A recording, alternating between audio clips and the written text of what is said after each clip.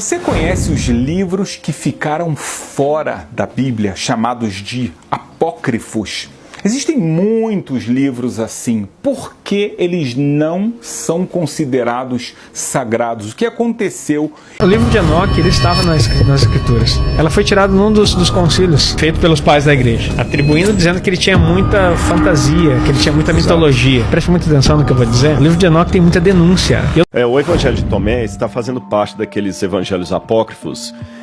Eles foram encontrados na biblioteca de Nag Hammadi em 1947. E ele encontrou no pote essa biblioteca gnóstica. Então tinha vários evangelhos. Tinha o evangelho de Maria, tinha o evangelho de Tomé, tem o famoso evangelho de Judas, que faz parte dessa biblioteca aí também, que foi encontrado depois, o evangelho de Maria Madalena, o evangelho de Filipe.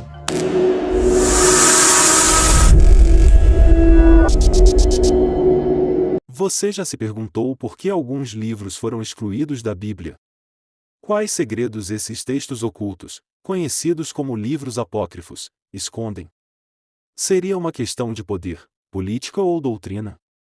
Neste vídeo, vamos explorar profundamente essas questões, revelando histórias e ensinamentos que poderiam transformar nossa compreensão do cristianismo. Prepare-se para uma jornada fascinante e cheia de descobertas.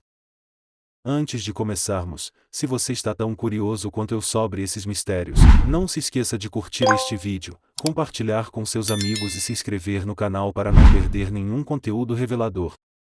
E fique até o final, porque vou revelar uma informação surpreendente que vai mudar tudo o que você sabe sobre a Bíblia. Vamos começar?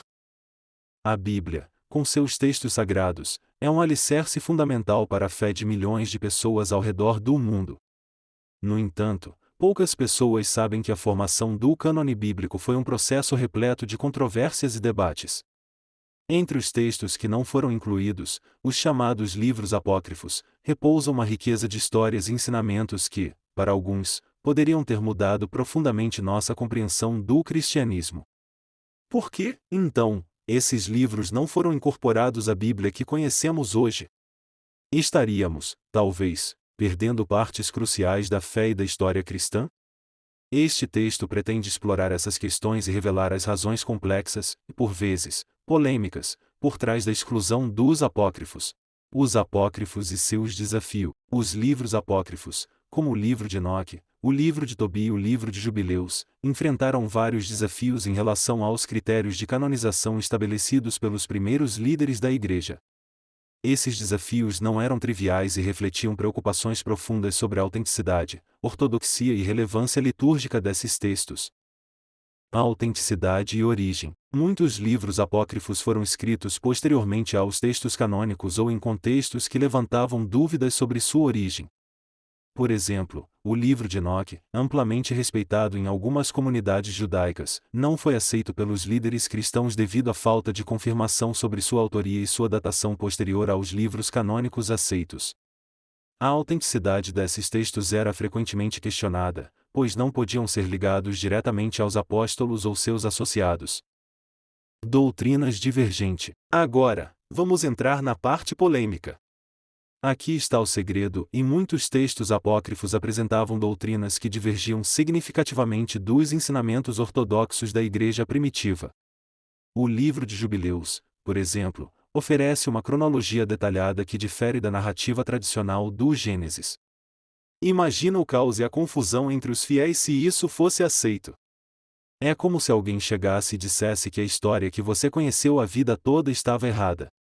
Por exemplo, existem livros chamados de apócrifos ou pseudepígrafos. Então, tem vários, né? Tem vários. Tem Macabeus, Tobias, tem o livro de Enoque. Enoque, né? Que Esses livros, por que eles não são considerados... Judas tem o Evangelho, mas esse não é nem apócrifo.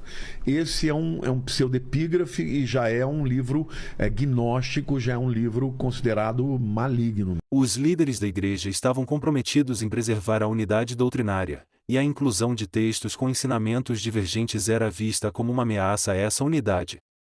Seria um verdadeiro show de horrores teológico. Uso litúrgico e aceitação. A aceitação e o uso litúrgico dos textos nas primeiras comunidades cristãs também desempenharam um papel crucial.